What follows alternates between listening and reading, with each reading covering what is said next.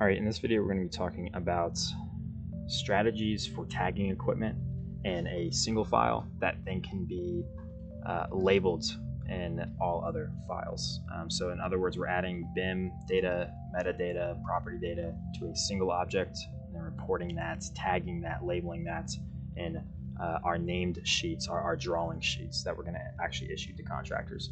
So to take a look at this, we're first going to start by, we're in a construct right now, so we're in AutoCAD MEP, AutoCAD Architecture Family Suite here.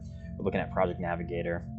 We'll come down here to constructs, and here are where I have my constructs. So for example, I have the one that we're looking at right now is our electrical equipment, and all it has brought in is a single XREF of our floor plan, and then I've placed blocks for panels on plan.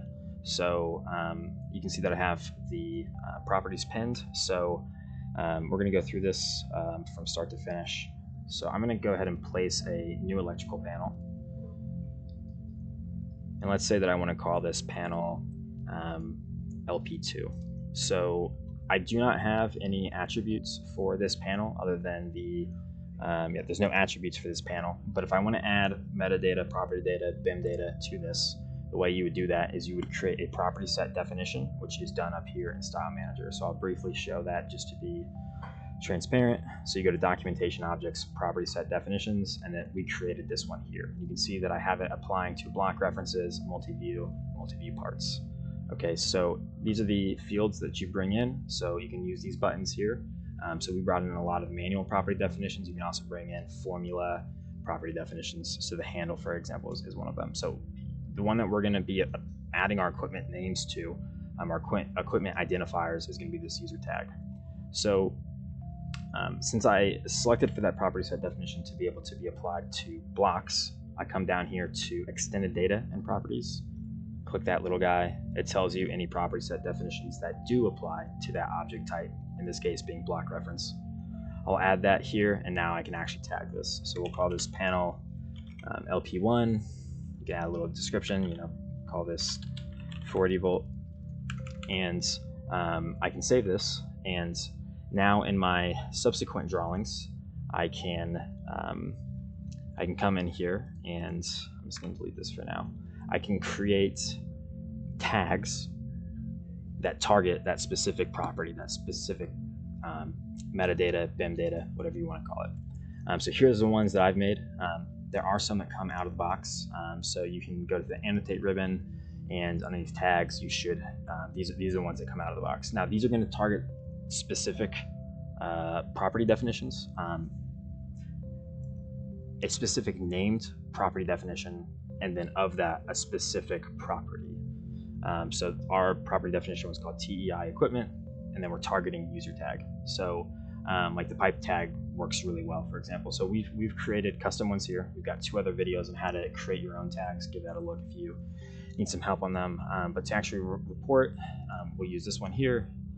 We'll just follow our prompts. So we'll select the object and place that there. It's going to give you this little dialog box, and if you're getting this, that means it's able to target what it's trying to. So you just hit OK, and then it brings that in. So what this allows you to do is, now if I have 5 floor plans that show this area, or show maybe a smaller portion of this area, whatever it is, this is going to allow me to tag my objects regardless of the scale of the drawing, and report those. So let's talk about why you want to use this strategy versus your other options. Another option that you might use is to just have a construct here where you're doing all your tagging in this drawing using something like a multi-leader.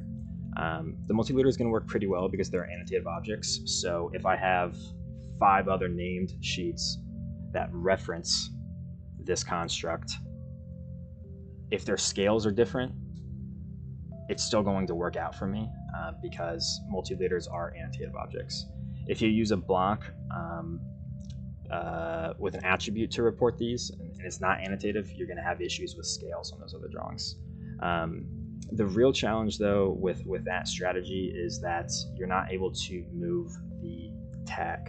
So on some sheets, the location of the tag may be fine, and on other sheets, maybe it's the tag location is covering up scope of work or drawing entities that you need to show.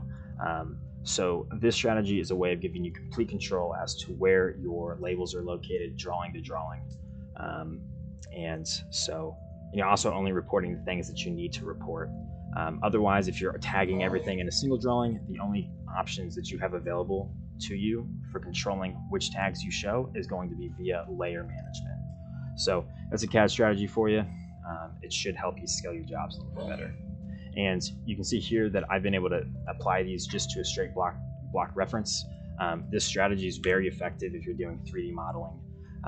You can add that BIM data, metadata to 3D models and or 2D objects. So this is a strategy that then lends itself well to 3D viewers such as Navisworks, where you're able actually to demonstrate to your client these BIM properties. So hope that helps.